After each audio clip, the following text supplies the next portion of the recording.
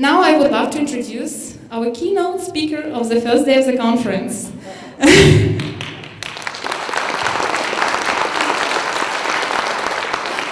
Actually, Alex was the moderator of the hall, and he prepared a great speech to introduce Rami. So maybe you will introduce him. Yeah, I think we should talk a little bit about how much effort it took to get you here, Rami. Maybe we should.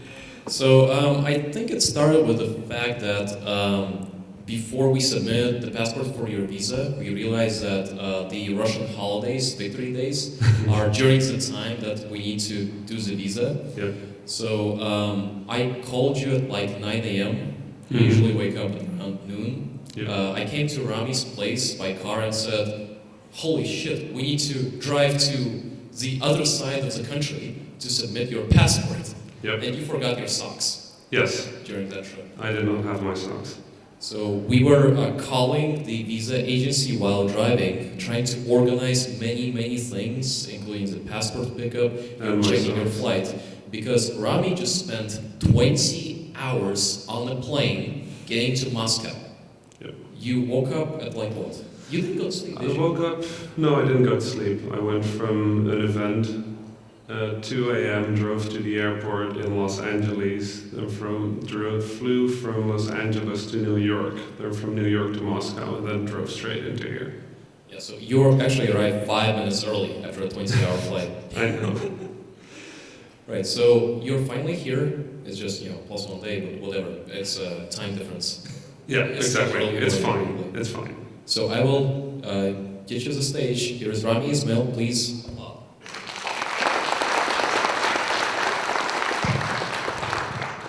Hi, my name is Rami Ismail. I'm one half of Dutch independent city of Vlambeer. Who of you here know what Vlambeer is? Can you please raise hands? Okay. Well, that's enough people that don't know what Vlambeer is to do a quick intro. So I'm going to switch to another presentation where I have a little intro. That's me. I do the business and development at marketing at Vlambeer.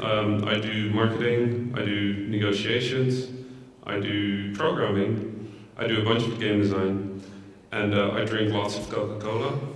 I don't like coffee, and as a programmer you need to drink something with caffeine in there. So for me that's Coca-Cola. This is the other guy at Vlambeer. His name is JW. He's actually called Jan Willem, but nobody knows how to pronounce that. So I just call him JW, it's easier. JW is the official designer at Vlambeer, which in our case means that he draws a lot of things into little booklets, and then we shout at each other whether it's a good idea or not, and then eventually video games happen. The past year, since we started back in 2010, we've made quite a few games. We've made 18 different games. We've made Super Crate Box, Radical Fishing, LUFTRAUSERS, GODZ, Ridiculous Fishing, LUFTRAUSER, Serious Sam the Random Encounter, Karate, Nuclear Throne, Wasteland Kings, and a whole bunch of other games. Basically, we make too many games. We did that in 3 years because we would get bored if we're only working on one game. Let me run you through how Vlambeer started.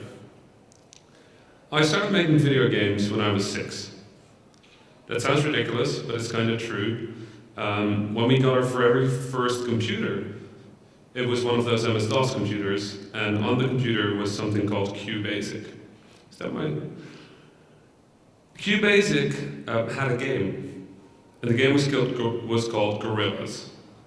And it was a really simple game. You had 2 gorillas on each end of the screen, and then you would enter under what angle and what velocity you wanted to throw an explosive banana. And then the gorilla would throw an explosive banana. It would hit or miss, and then the other player would try and throw back an explosive banana until one gorilla killed the other one. It was my favorite game. It was also the only game I had, so, it sort of made sense that it would be my favorite. But to start the game, I would have to load the code. I would have to load gorillas.bas, then press run, and play the video game. And 6-year-old me was a curious kid. I saw all the words on my screen and I had no idea what they meant. because I didn't speak English, right? I was Dutch. So I just looked at the words, and then I suddenly saw that the text of the main menu was in the code. I removed the text, and I changed it to my name. Then I pressed run, and the game changed. Suddenly, in the main menu was my name. And I thought that was awesome, because you can change words. And then something as solid as a game changes. So I never stopped doing that. I kept making games, and I grew older, kept working on games, worked on a bunch of smaller projects, once worked on my own projects. All of them were terrible. I mean, I was a kid, I just wanted to make games, and I didn't know how. But I kept programming. Now, as I was doing that, another kid somewhere in the world was growing up, and he got this magazine, and in the magazine was a CD-ROM with something called Game Maker. And this kid, his name was JW, he didn't know how to program, but he did want to try Game Maker, so he installed it. He thought, I'm going to make video games. And he tried, and he couldn't do it, so he gave up. It would be a pretty sad story if it ended there. A year later, JW found that CD-ROM again and tried again. And there was this little demo. And the demo was a car racing game. You saw the car from above, and the car drove, and you tried to dodge other cars, right? And there was a button, if you hit the space bar, it would do a klaxon sound. Right? So what JW did is he downloaded a file from the internet that sounded like a cow, and then replaced the files. So now, when you were racing, you press the spacebar button, the car would go, and JW thought that was the best thing ever. So he never stopped making video games. So both of us, we were making video games, and we'd been making video games for years when both of us decided that we needed to do, it was the age where we had to go to university. Both of us thought, we want to do video games. So what do? We want to make video games. You go to video game university. That is where we met. We met in the train at 8 a.m. in the morning, both of us going to university, and I was talking about this game that I had worked on. And I had worked on the game for a year and a half, and it was done, and we were going to sell it. And I was proud. So I was telling my friends about this game. I'm telling them, wow, I've worked on this game for a year and a half, and it's available now. People can buy it. So my friends were all listening, and they were like, wow, yeah, no, congratulations. But there was this other kid on the other side of the train, and he was trying to sleep, because it was 8 a.m. in the morning. He had this hoodie on. There was 10 minutes of me talking. He took off his hoodie, he looked at me, and he said, can you please shut up? It's 8 a.m. in the morning, I'm trying to sleep, and you're talking about video games. So that's how I met JW. That's the first time I actually ever spoke to JW. The first time me and JW ever spoke to each other, it was JW telling me to shut up. So we didn't like each other. JW is an artist. He wants to make beautiful things. He doesn't want to deal with anything else. When I met JW, that kid made 300 games in the past 2 years. None of them were shit. They're all terrible. You can't make quality games. You can't make 300 quality games in 2 years. But he made games. When JW met me, he thought I was a sellout.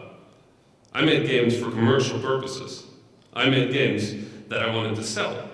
I still believed in my games. I thought they were really good games, but I made big games. I worked on them for a year and a half. So JW thought I was a sellout, and I thought he was a hipster. We didn't like each other. So what do you need to get two people that don't like each other to work together? You need a bigger enemy. And we found one. It was our university. We didn't like school, both of us. We were like, no, I don't want to do this. I don't want to be in school. I want to make video games. We thought we were going to go to video game university to learn how to make video games. Instead, we were learning how to write game design documents and research papers. We were like, that's cool. That's not why I'm here. I want to make video games. So me and JW did what no other sane human being should ever do. We dropped out. We quit school. So we quit school as two guys that didn't like each other, and we started a company. So that was an immediate success. These are the noodles, the ramen noodles that we had to eat for the next 3 months. We had no money. We were living on the last of our savings. We could just afford to pay for our apartments for like 2 or 3 more months. This was it. If you're ever so poor that you can only afford this, you have 3 flavors. They're chicken, beef, and duck. Okay? The chicken and the beef, they taste like plastic. The duck, it's pretty good. So, we're two guys without an education, and we have no money. We're game developers. That's all we know how to do. So how do you earn money in that situation? You make a game about shooting fish with machine guns. At least that's what we did. I don't know if that's what you would do. This is what we did. We watched some documentaries, and one of them was about tuna overfishing. We thought that was so awesome that we decided to combine it with Duck Hunt and make a flash game out of it. Then we sold the flash game. And we needed, I remember really, really clearly, we had calculated that we would need $6,000 to keep working for a while. Because we weren't that expensive. We ate ramen noodles. They were like $1 for a package of 3. So, sure, like 6,000 should be enough. So we went to a flash game website and they said, this is a great game. We'll pay you 3,000. Like, it's not enough. But we didn't want to tell them that because 3,000 is better than a 0. So we sent them an email and we said, 3,000 is nice, but there's this other company. They said 6. There was no other company. We didn't tell them that. We just told them 6. So the first company came back and said, okay, you know what? 8. So then we sent the game to the press. We're like, press, hey, write about this game. Like, make it look popular. So they wrote about the game. They went back to the website and we said, yeah, listen, you said 8, but it's all over the press now. Like, we need more than that. We need more than 10. We have another company, they offer 10. But if you offer more than 10, we'll take the deal. So the guy sent us back an email and he said $10,001. We're like, shit. We promised. If it's more than 10,000, we'll take the deal. So we took the deal, and suddenly we had $10,001. $1 being enough to buy 3 packets of ramen noodle. You know how much ramen noodles we could buy with that? That's 30,001. Anyway, we spent that money on something else. JW had this prototype, and this prototype was called Crates from Hell. And it was terrible.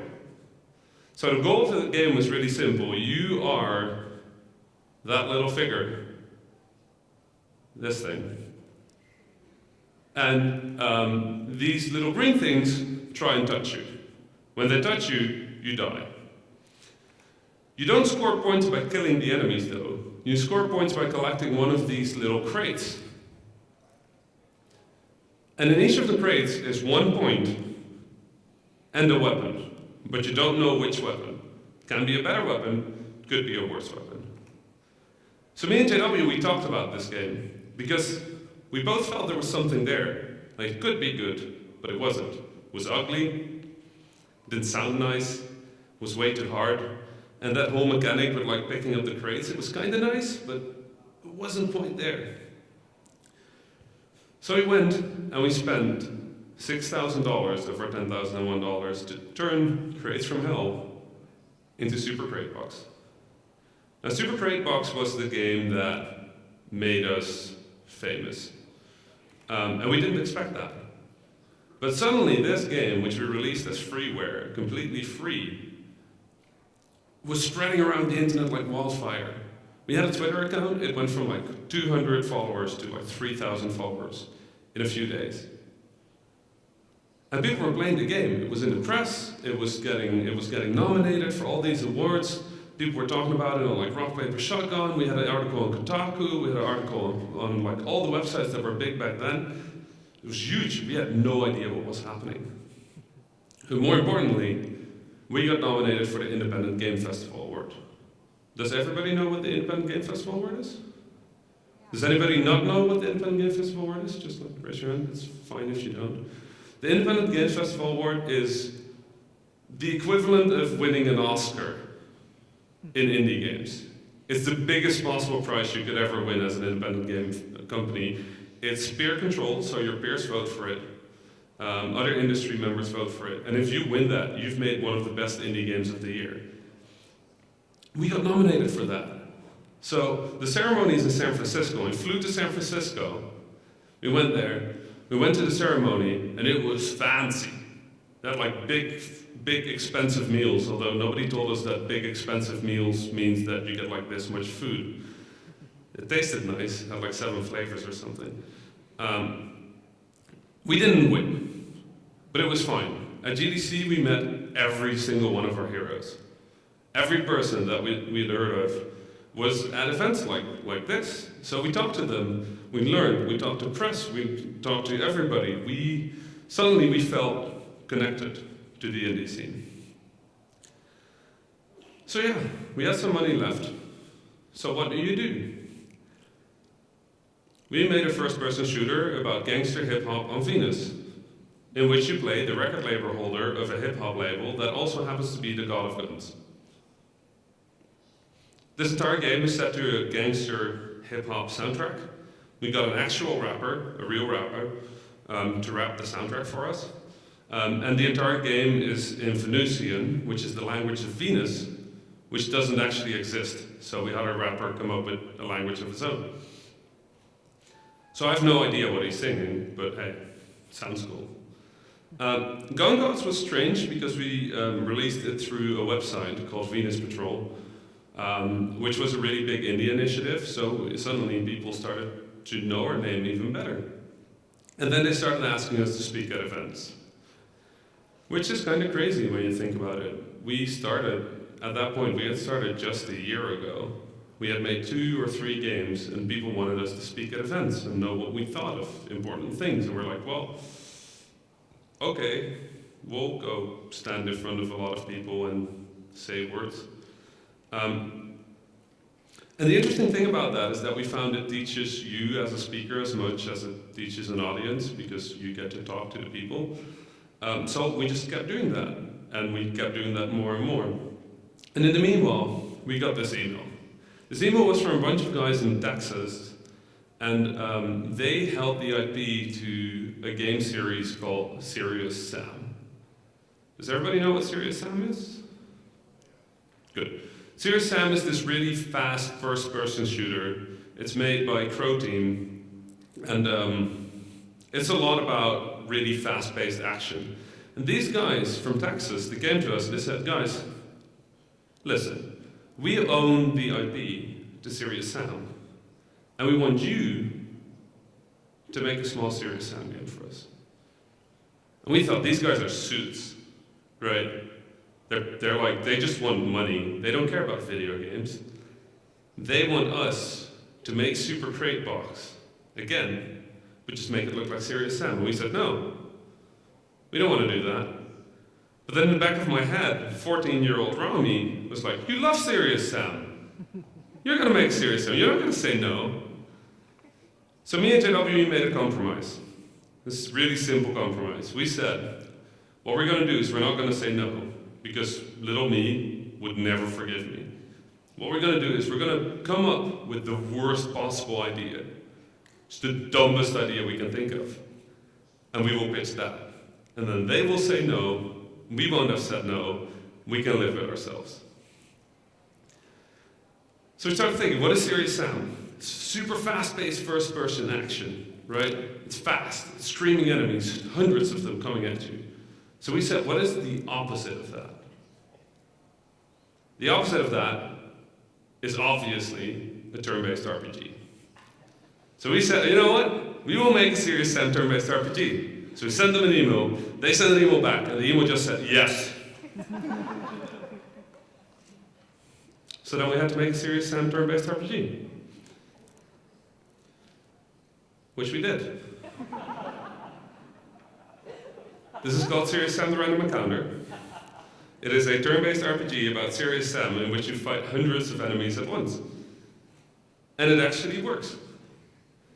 And this is the first game we made that was ever sold on Steam, which was kind of a big deal for us, because suddenly we were serious. Like, people were taking us serious. We were not just making little freeware games about hip-hop on Venus and like collecting crates or shooting fish with machine guns. No, we were selling a game on Steam. That's pretty cool. So we decided, okay, people are taking us more serious.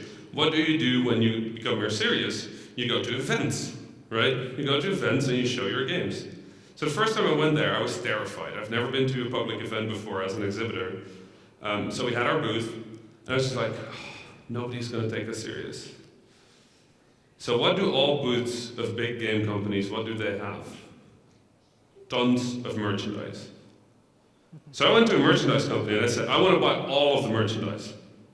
I don't care what it is, I want it. I have a bunch, like we have some money from Serious Sam. I'm gonna I want to buy 5 different t-shirts. I want to make a CD with all of our music. I want to make like a super luxury collector's edition item. I want to make sure that you have lots of buttons. I want to have business cards. I want to have all of the things. And they said, yeah, sure.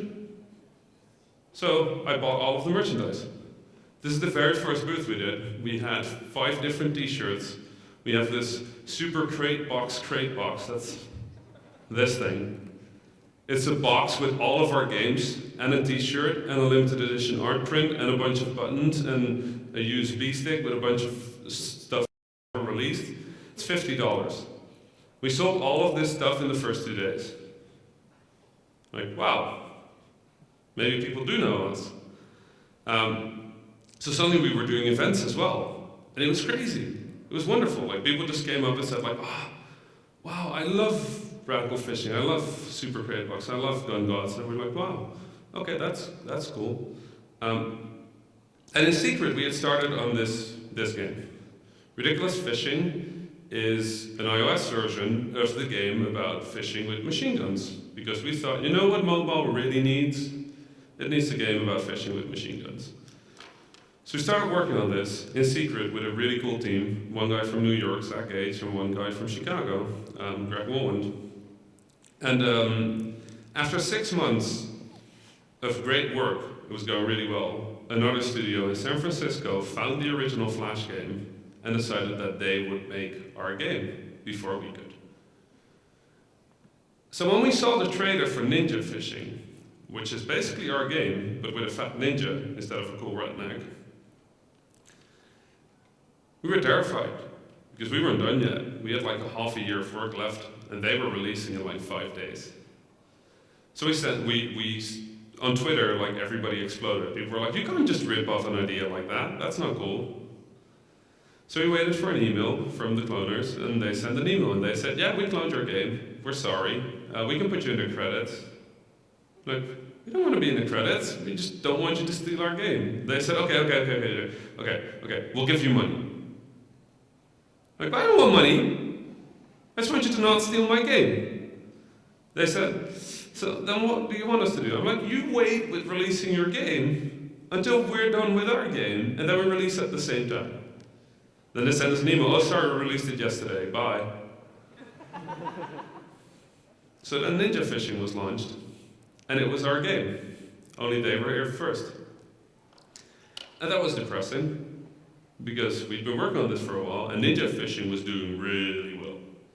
Got an 8 Metacritic, people loved the game. By now it has sold over like $1.5 million worth of revenue. That game was doing really well, but it was our game. So we were angry. We were like, we don't want to do this anymore. If people can just steal our stuff, why would we make video games? So we almost quit. And then I started quitting. We decided, you know what, screw that. We're not going to take that. We're going to go to any press or any event that wants to listen to us. We're going to call these people out, and we're going to tell them they're assholes. So I went to the New York Times, and we told the New York Times that those guys are like assholes. Then the New York Times ran the article. So then the New York Times said they were assholes. It was great. Super cool if you can like shout at somebody through the New York Times. More importantly, people were talking about cloning, and suddenly we had an even larger reach, because suddenly everybody was talking about this. Everybody was talking about like Ridiculous Fishing got cloned. Even the New York Times was talking about it. People that had never played video games were contacting us and just being like, wow, that is terrible. You make video games? Cool, what is a video game? Like, well, it's this thing that your kid probably plays on their iPhone, and they're like, oh yeah, they spend lots of money on that. So that was a bit awkward, but it was really cool to have this sudden reach. So we continued working on Ridiculous Fishing, and we started working on LUFTRAUSERS, which was going to be an airplane game. Ridiculous Fishing, at this point we were licensed with all major platforms. We had licenses with Microsoft and Sony and Nintendo and Android and iOS and a bunch of other things that aren't as important. Oh yeah, Steam, we're also Steam. So this is not that long ago. And we were still pretty depressed, but we kept working on Ridiculous Fishing until it released and it became Game of the Year on iOS. Apple literally said that Ridiculous Fishing was the best game of 2013. And it was not just Apple, like hundreds of sites said that Ridiculous Fishing was potentially the best game on the iOS App Store ever. They're like, okay, we'll take it. That's cool. But in the back of our head, we were thinking, see, if you steal a game, you can't make a good game. You have to know what you're doing. You have to make a genuine game. If you make a game that's true to your heart, you can make real stuff. If you copy a game, yeah, you can copy a game. You'll earn some money. You can isolate like the walls of your house with $100 bills so you don't have to listen to our shouting in the New York Times. But no, you still have made an average game. So this was a big victory for us. This was us saying, make games. Make your own games. Make the games that you have heart for, not just steal another game. So we started working on the one game that we really want to make. Me and JW, we still don't like each other. I still think he's a hipster. He still thinks I'm a sellout. But I respect him for his work, and he respects me for my work. The one thing that me and JW don't fight about is bad science fiction books. Me and JW, we both like bad science fiction books. So we started working on a bad science fiction game. It's called Nuclear Throne. We're working on it right now. We're going to keep working on it for a while. It's going to be on PlayStation 3 and Vita and PlayStation 4. I mean, it's available right now on PC and Mac and Linux, and we're talking to the Xbox guys. So fine. That is Vlambeer, okay? That was the intro. So does anybody not know what Vlambeer is? Because I will do another intro. Or is everybody good with who I am right now? Everybody knows? Good. So, there's one reason, one core thing we keep at the heart of our games. It's the way we keep our games genuine. And we call it sensible nonsense. It's this idea that games have a fiction. They have a world. They have a reality. We, as game designers, we create worlds. Yeah. Now it can look like my photo. I really think Coca-Cola should pay me for this, by the way.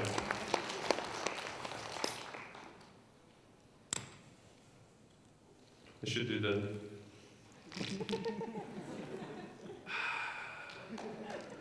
Great. Where was I? Oh yeah, right, sensible nonsense. So we as game designers and developers, we create worlds. Sure, you can be a programmer, you can be a designer, you can be an artist, it doesn't matter. What is special about our medium, at the heart of our medium, no matter what you do, is that we have the power to place somebody in a world. If you write books, you can write a book. You can write like Lord of the Rings, right? Lord of the Rings is a book. And it's about this little hobbit guy who finds a ring, goes to a big mountain of fire, throws it in a mountain of fire and beats evil. That's Lord of the Rings. You can talk about movies. Like, I don't know, Die Hard or something? Die Hard. Die Hard, Bruce Willis kicks guy off a skyscraper, everything is good. Right? Die Hard, movie. If you talk about Super Mario, the way you talk about Super Mario is, I grabbed a mushroom. I jumped over a hole. I saved the world. I. That's how we talk about video games. We don't talk about somebody else, we talk about what we do. That's special. You know what a book can make you feel? A book can make you feel all sorts of things. A movie can make you feel all sorts of things. You know what a game can make you feel? Regret. Or pride. Has any other medium ever been able to do that? No. You can read a book that's written about I, but you will never believe it. You know that's not me. That's the writer. You can watch a movie and it can show you everything in first person. Doesn't matter. You will never. Cloverfield, nobody believed they were running from a monster. You play Super Mario and you are a mustache plumber trying to eat mushrooms to grow. And you're fine with that. Nobody questions that. You still say I. That's me. That's video games. That's something only our medium can do. So, when we were starting to become more known, we started realizing that people were saying a typical Vlambeer game. I don't know what that is. I never thought about that. But apparently when people play our games, they can say this is a typical Vlambeer game. So everybody has their own style of creating games. The way we create games leads to a typical Vlambeer game, and we didn't know what that was. So we started thinking, what is a typical Vlambeer game? So there's a bunch of games that helped us out figuring this out. There are Fez, Team Fortress 2, and Fly Ranch. Now these are three different games and they have nothing to do with each other. Fez is this artistic 2D platformer that is also 3D, made by a bunch of guys in 5 years. Then Team Fortress is this big shooter game online. And then Fly Ranch is a little pixel dexterity game where you try to dodge things. So they're super different, but they have one thing in common. Even though there's very, very simple games, they have a strong fiction. The creators understood their worlds. And fiction is different from narrative. I'm not talking about story. I'm talking about fiction. I'm talking about understanding the world you create. Story is what something like Call of Duty does really well. It's in your face. It's plot progression. It's something being explicitly told. It's cutscenes. It's little bars full of things. You know it's there. You don't really notice it, but it helps you understand this world. So the games that we looked at, the thing we found is that they have a fiction, and the fiction is consistent. There's no random humor in there. It's not like, hey, look, this is a shooter, so here is a penguin on a dinosaur with a machine gun. That's random humor, but it doesn't make sense. For us, in radical fishing, we thought about every fish and why it's there. There's no reason for us whatsoever to spend so much time on figuring out what fish should be in radical fishing. But we spent hours discussing, would an eel be in this world? Is it okay to shoot an eel? Would our main character even do that? Why is our main character shooting fish? Is that just the way the world works? Then what else does that mean about the world? Do markets buy fish that have been shot apart? Is that something like Greenpeace trying to save the fish from getting shot? We're like, no, Greenpeace is actually super fine with that, because otherwise the fish just choke. And that's cruel, so if you just shoot them, they're instantly dead. So we're discussing all this useless stuff that has nothing to do with the game, but it helped us create a world that we could work from.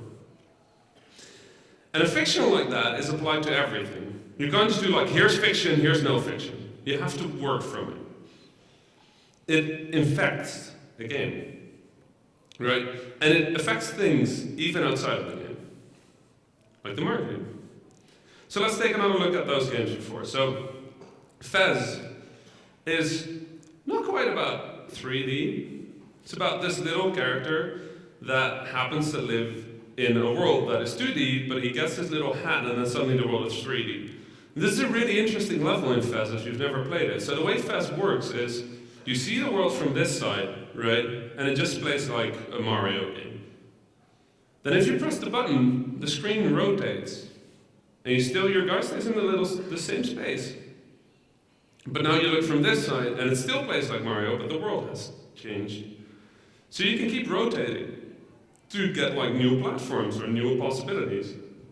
This is the second world you reach in Fez. When you get there and you rotate the world, you notice one thing. It's flat. There's nothing. There's nothing on the side. There's nothing on the back. There's nothing on the other side. It's just the front. And then as you go, you start finding new worlds. One of the worlds has super advanced people that speak in this weird language that you can't understand. One of the worlds is flat. One of the worlds is exactly like the world that our main character lived in at the start of the game. Fez is about time. It's about these little characters figuring out, like first they're 2D, and it's like this weird little prehistoric like world in which people didn't understand 3D. Then it's about 3D, then it's about 4D, and then the characters that have 4D cause the world to become unstable, and the world reverts back to 3D, and that's where our story starts. If you play Fez, you will never have to figure this out. You don't have to know this to play Fez. You don't have to know this to enjoy Fez. But this is what the game is built on. This is the story that the creators of Fez had in their mind while creating the game. And it is everywhere. As soon as you figure out that that is what the game is about, you can look everywhere and there's tiny clues. And the world is consistent. Like this little thing. You see that little purple thing right there? That's built in the style of the people in the 4D world. And it's a thing you find all throughout the game, and it has a meaning. And you look at it, and you know it has a meaning, because it's so different. It has a different culture. And you look at it and you think, that's special, but what is it? Then later on in the game, after you've been to these other worlds, you figure out what they mean. And that moment is special, because you know it's true. At that point, you're so invested in this world, you know that this is correct. Team Fortress 2. Do you know that Team Fortress 2 has the most ridiculous backstory? Has anybody ever read the background story of Team Fortress 2? Let me read a paragraph from the Wikipedia. The man's family backstory begins in the 19th century with the wealthy Englishman Hafenia Mann. Hafenia Mann was the owner and proprietor of Mann & Sons Munition Concerts, which also went by the name of Hafenia Mann & Sons Co., but better known by the name of Mann Co. His wife Betta gave birth to 3 sons in September of 1822, Redmond, Plutarch, and Bray, but died in childbirth.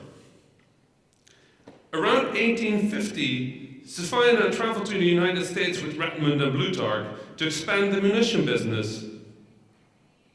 When they arrived, they discovered the gravel pits and dust bowls that he had purchased were useless, and in addition, Safina had contracted numerous illnesses in his old age. With his last will and testament, Safina set up the defense of Team Fortress 2 by leaving half of his land to each of his sons for them to fight over for the rest of their lives.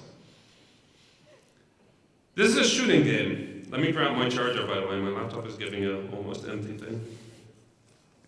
So we're talking about a little shooter. And they have like 70 pages of background story. And it makes no sense. Oh, whatever. But it does make the game feel better. And even though you don't have to know that background story, how does this work? That's how it works. That's great. I'm so glad you have normal plugs here, like European plugs. If I needed a converter, I would be screwed.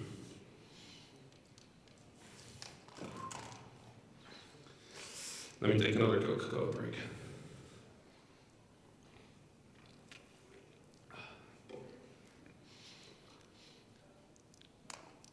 And then we recently did an expansion and they introduced the Grey faction, and it's already in the background story. People that read the background story could have known that. Gray was underweight and he had learned to talk inside the womb. Tefina ordered the baby to be smothered, but he was abducted by an eagle, the Scour of London. The remaining Mann brothers grew up without knowledge of their missing brothers. This is a shooter game. You point your gun at a thing, you pull the trigger, and the thing falls over. It's a face clicker. You put the face in the little rectangle, you shoot. There's 400 pages of backstory. A fly wrench, this is the amount of story you have in fly wrench. That's pretty much the entire story. You are number 6802. You have to respond. The levels are named after planets. The game is mostly a quick, reflex game. You're that little white thing and you have to fly through all the obstacles in the right color. But in the entire game, you feel you're part of something bigger. You're part of a bigger plan. And it's never even mentioned. It's just that everything is named after planets, so every level is named after planets. And every time I play a level, I worry. What am I doing? If I beat this level, what have I done? Have I destroyed the planet? Have I saved it? Have I cleared it? What have I done? I do that level, and the level is gone. Did I do good? Did I do bad? Most people don't think about that, but still, those feelings are in the back of your head. Those thoughts are there, because the world is there. So we make small, simple arcade games, right? What does that have to do with us? And it's true, we do make simple, small arcade games. But we spend ages on our fiction. Radical fishing has months of fiction in it. And when we started working on ridiculous fishing, all we needed to do is figure out where in the story that fit. Did you know that in ridiculous fishing, which is a direct sequel to radical fishing, you're playing not with the main character, you're playing with the character's son. And the entire game is spent trying to find your father. Ridiculous Fishing is a game about redemption. And it's kind of crazy, because it's a game in which you shoot fish. But it has a story, and if you look through all the tweets, if you play the game, if you get to the ending of the game, it all makes sense. And it's crazy, because we get emails from people that played Radical Fishing and Ridiculous Fishing. They said, man, it's so sad that Billy died in the first game. He didn't really die in the first game, he died between the first and the second. They're like, oh yeah, that's right. And we never even told them that. But they know it. You feel it. It's something weird, because games are a weird thing, right? We work with what is possibly the most concrete, abstract medium. And it's crazy. So the way we work is code, and images, and tile maps, and 3D models, and we know they're all binary. They're all just data. It's all abstract. But we do create worlds. We create worlds for people, and they get to inhabit those worlds. They get to live in those worlds. And our responsibility as creators is to make sure that they believe our world. Even if the goal of our world is to make them question it. Have you played the Stanley Parable? The Stanley Parable is a crazy game. The first moment of the Stanley Parable, the game tells you, this world is fake. And I'm going to tell you it's fake. And I'm going to make it fall apart in front of your eyes. But there's so much work into making sure that the world that falls apart is real. Because otherwise it wouldn't matter. So we use this abstract stuff to create something completely fluid. Because we don't have control over how people play our games. We have control over what we put in the game. And then a player comes in, and the player fills the game with their interpretation. They look at it, they fill it, and then they play the game. And it's not necessarily the game you made, it's the game they see. So if you create a framework for them to fill, they can have the best experience, because they will do the rest. You just have to create the lines in which they can imagine. Even if you make something like Angry Birds, and you all know this is true, Angry Birds has a story. It has a world. There is some truth to it. Flappy Bird has a world. It's a simple world, but it's a world. The guy that made Flappy Bird put a lot of work into tiny details.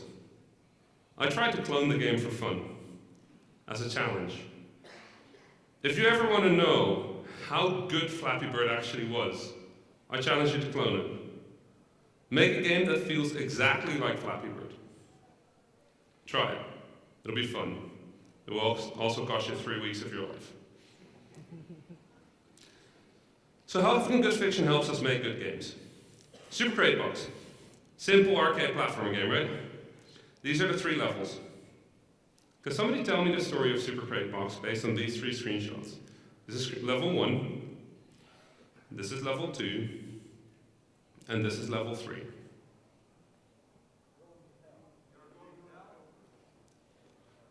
Sort of. So let me tell you the names of the levels. This is Construction Yard, this is Rocket Silo, and this is Moon Temple. Has anybody that ever played Super Crate Box ever realized that? So a bunch of people have. The point is, if you don't realize that, it's fine, because we have made these levels. Could any of you tell us what the next level would have been in this game? Something like that. Yeah, an underground moon cavern, like something underground, because that's a pretty terrifying monster right there in the background. And there's this giant statue that rises up as you beat this level, and nothing happens. You can't make the statue explode or anything, it's just there. And it rises up as you play the level. But I don't need to communicate to you what the next level is, because you already know. So if you ever made a next level, it would make sense to you, and you wouldn't even know that it did. But it makes the game feel better. Radical fishing.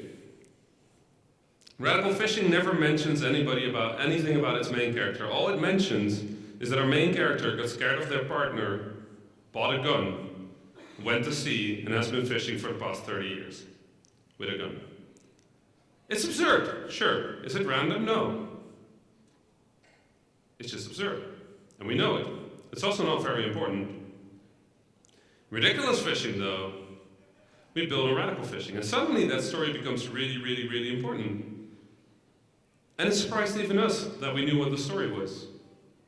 Because we immediately knew that there was this kid that was born whose father had run away at some point in his life, and he had never known his father.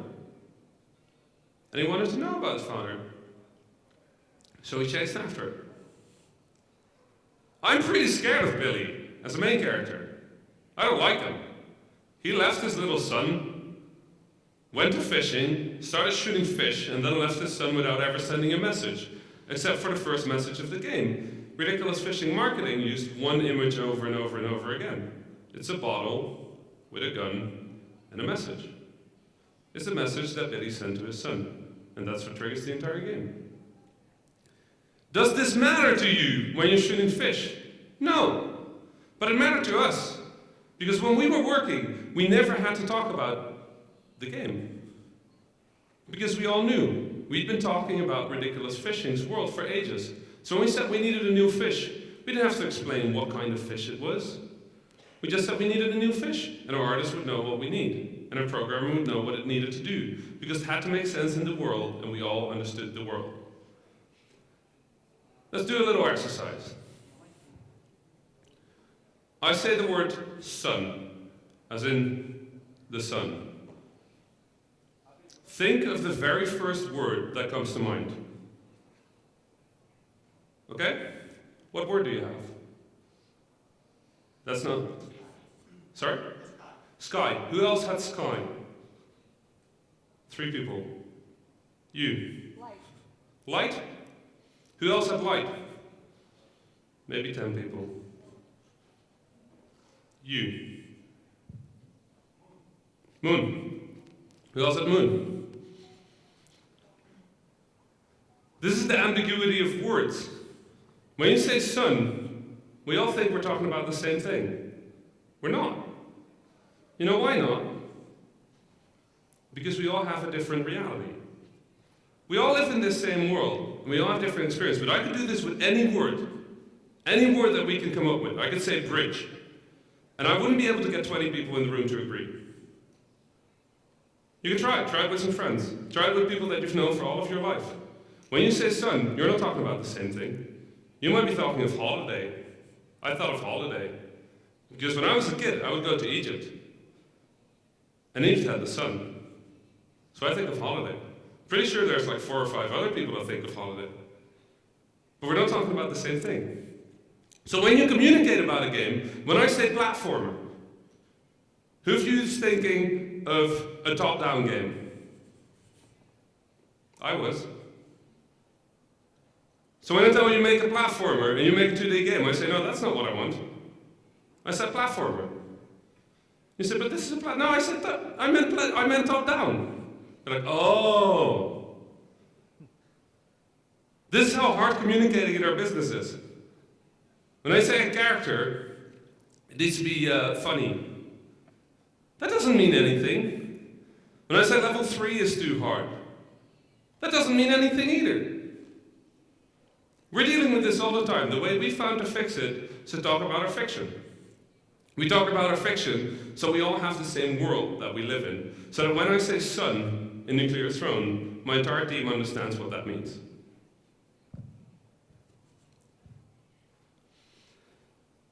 LUFTRAUSERS. Our goal with this game was World War II Thunderbirds. We wanted to create a world that had crazy, crazy, crazy little flying airplanes that we had read about all throughout history. World War I, World War II, the Cold War, all of these different wars had interesting, weird little things that happened because our intelligence agencies, the people that were paid to spy on other countries, they didn't know what the other countries were doing. They had no idea. So they wrote all of these really cool documents. We think they are investigating dolphins with guns. That sounds ridiculous, but they really believe that.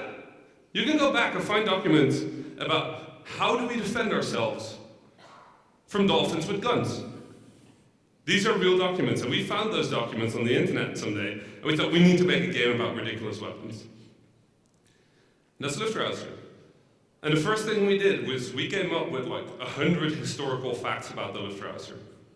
It's this airplane, it's this super powerful airplane. And we just came up with a story. And LUFTRAUSERS doesn't need a story. LUFTRAUSERS is about this. It's about blowing up stuff with giant explosions. But the thing is, when we talk about the game with our team, we don't have to talk. And when you play the game, it's consistent. So LUFTRAUSERS is built on the historical truth of LUFTRAUSERS, which has no historical truth because LUFTRAUSERS doesn't exist. It's a video game, but we build on it. And the truth for that game came out of just talking.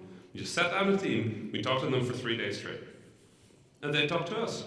The funny thing is, our artists have created more of our worlds than we have. We tell them a world and they fill it in. Our musician gives us more for our world than we ever did. When we worked on Nuclear Throne for the first time, the music informed most of it. In GODZ, the rapper created the game, even though we programmed it. And we designed it. But the rapper added such aggressive rap to it that we made the game more aggressive. That wasn't our goal. We just wanted to make a first-person shooter. It turned into this really fast-paced, really angry, really aggressive, really fun first-person shooter. Because we listened to the music. When we listened to the music, we knew what game we had to make.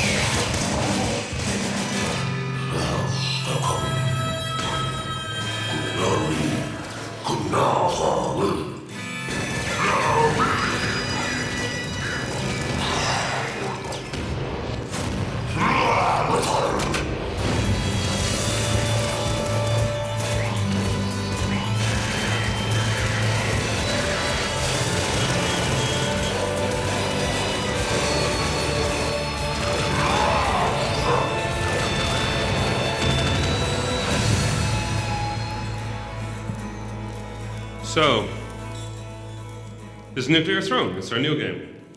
How many pages of lore do you think we have?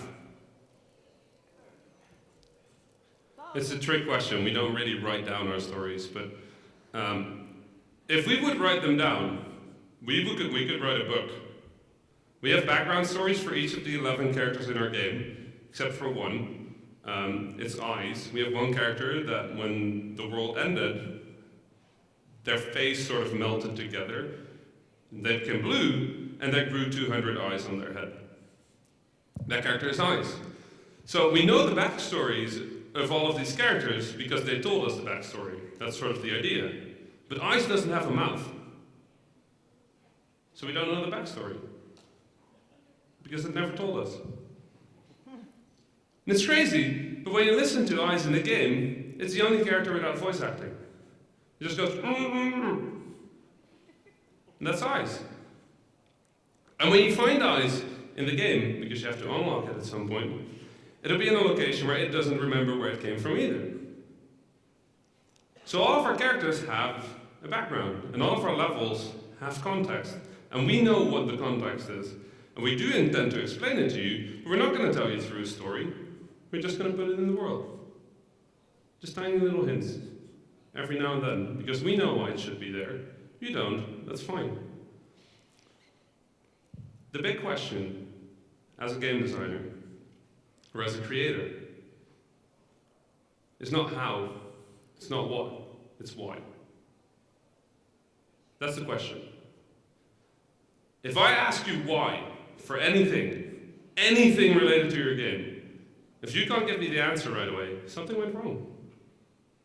Why? Why are you making games? Do you know the answer? If not, you should be thinking about it. Because why answers everything. And it's crazy, because the questions we think about is, how do I do this? What should I do to make my game reach audiences? What programming language should I use? What tools? How much time do I need? Those aren't important. You can answer those questions if you know why. Why should the audience care about my game? Why am I making this game? Why do I think I need that much time? We as an industry, when you say how much time do I need, you know it's a joke. No person in our industry has ever been able at coming up with a good schedule. Every time we say we need X amount of time, you take that value and you multiply it by 2.5. Because that's more realistic. The question is why? Well, because games are complex, and we can't predict what our games is. You know what's true about video game development? One truth, if you have a game idea, you can't make it. You can't. Why? Because it's an idea. And ideas don't run on computers. What runs on computers is programming languages, it's art, it's music, stuff like that. You have to create it, and there's no way to take something from here directly into a computer. You'll have to translate it into something the computer understands. You will never be able to create the idea in your head, and that's fine. Why is that fine? Because the core of what you're thinking about can be translated. Why? It's the question you should be asking yourself. And we have a why for everything, because we know that if you ask yourself why often enough, you'll make better games. Thank you.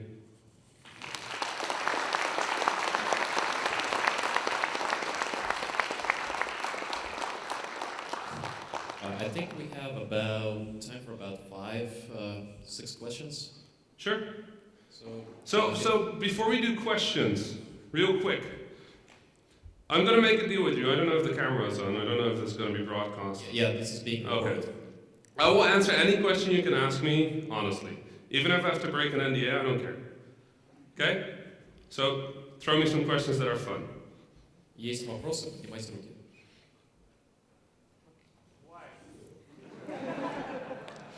Good question. I can answer this question in like a really short question, in a really short sentence, or I can talk for like 7 hours. For me, the why of video games is I believe that in that unique interaction between a human being and a game, that thing where we can make people say I, is something unique. And I think that as a medium, we have the potential to do things that have never been done before. And that's exciting. It's exciting. We live in a time, we live in one of the only times in the history of mankind with a really, really, truly new medium. We've had books, we've had movies, we've had music, we've had all sorts of mediums. They all were the same thing in different form. We're the first medium that has brought something new. We've brought interaction. We've brought the ability for people to identify in a way that they have never been able to do before. That's exciting. That's why. We have a question right there. Hi. You made an alternative reality game with David from Vlambeer. Yeah. Can you tell more about that? How the idea came? How it worked? Was it good for marketing plans?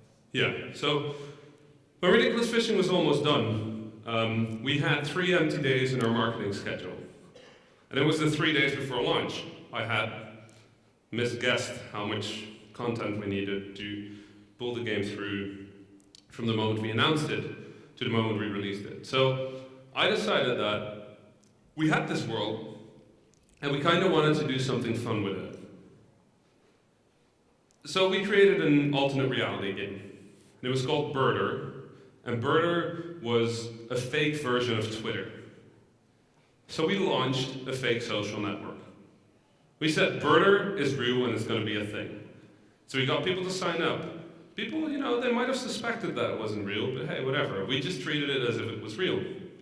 And then the CEO of Birder would send everybody that signed up for Birder a thank you email.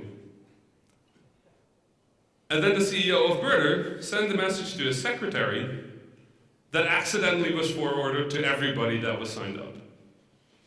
And in that email, he questioned whether Birder was actually real, whether he wasn't hallucinating or something. So as the ARG went, Birder fell apart. The CEO went crazy and didn't know whether it was real. All the invoices for the company were 0. The company plan just had a giant W on it. That was the company plan. So Birder wasn't real, but it was, but it wasn't, but it was, but we didn't know. We didn't know. We still don't know if Birder is real. We know it's in the game. In the game, you have a phone. And you can check your phone for Birder. Who of you realized, while playing, this is actually, I want to know this. I've never told anybody this, I think. Who of you realized that Billy in Ridiculous Fishing does not actually have a phone? Billy doesn't have a phone. If you look in Ridiculous Fishing, where you grab the phone, it's a wooden plank. It's not a phone. It's blank. Billy is hallucinating. All of Birder, he's talking to birds. That's crazy. It makes sense in the world, but it actually doesn't make sense in the world. Nobody can talk to birds. Birds are twittering. Birds don't Twitter. So Billy went insane. That's fine. When you beat the game, Billy goes even more insane. There's an entire world to Ridiculous Fishing. And with Birder, our goal was A, to create marketing, where people could sign up to it, and then B, tell them a little bit about the world, even though they would never realize they needed that information. It's just fun. We worked with Davey Reed, the guy who did the Stanley Parable. And he was a tremendous writer to work with. I don't know how he does it, but you can check out the Birder ARG if you Google for it. There's an archive of somebody who made a full archive, and it's actually really, really funny. I'm pretty proud of that. Thanks for making me remember that. That's a while ago. Okay, I think on that note, we're running a bit short on time, so thank you, Rami. Sure. If any of you have any more questions, feel free to find me, tweet at me. My Twitter was on the screen, but it isn't anymore. My Twitter is @THA_Ram. You can just go @Vlambeer. You can find me here, just punch me or say hi or whatever. Thank you so much for being here, and thanks for having me.